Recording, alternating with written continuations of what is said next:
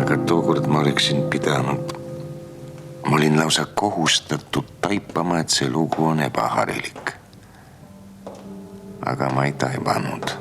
1979. aastal valminud ulmeromaanil põhinev Hukkunud alpinisti hotell on üks neist filmidest, mis on nüüd oma uues 6. Berliini filmifestivali programmis. Mis kõnetab vaatajad sõltumata ajast ja viib ta fantaasiamaailma, kus miski pole päriselt see, nagu see alguses näib. Ma arvan, et see valik tuli kindlasti sellest, et tegu on väga lumbava filmiga. Et selline arhiivfilm Berlinale Classics programmi jõudis on suur saavutus Eesti filmipärandile. See on väga suur tunnustus mitte ainult Eesti filmi klassikale, vaid Eesti filmile üleüldiselt, et see näitab seda, kuidas Eesti filmikultuur on jätkusuutlik nii oma mineviku poolest kui praegu kui ka tuleviku osas ning kõnetab ka rahvusvahelist publikut. Eesti filmimaastikul käib üleüldiselt tihe töö tegemine ning ka sel aastal on nii mõndagi uut filmi kinolinal oodata.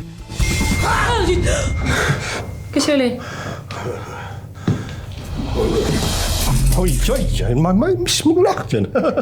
Numbrid räägivad seda, et meil tuli eelmine aasta uusi filme välja üle 304 filmi, 30 natuke peale oli Eesti filmid ja Eesti filmi turuosa oli 14%. Et selles mõttes me muidugi alati tahame, et oleks see protsent kõrgem, 20% võiks olla Eesti filmile turuosa. You can't take yourself too seriously. Bend, Elenka, bend, faster. Õstal oli vaja 2 valget meest kostüümide jaoks.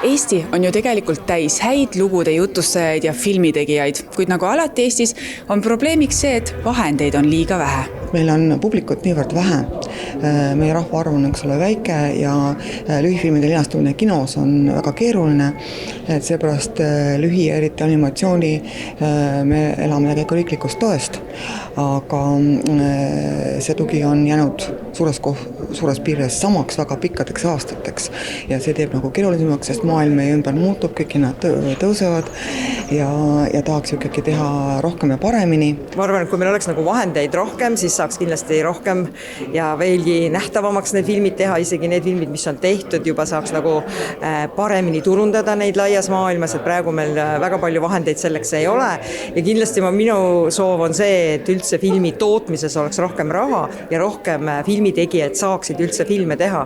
Et praegu on ikka seis selline, et väga paljud filmirežissöörid peavad väga pikalt ootama, et oma filme teha.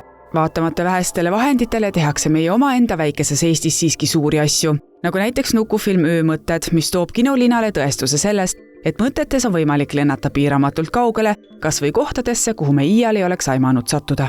Nukufilm on väga nõudev filmivorm ja väga suurelt neid pisaraid ja higi ja kõik vaeva tuli just Nukufilmi stuudiost, et seal nendega on väga super koostööd teha, et palju andekaid inimesi ja kõik annavad maksimumi seal ikka.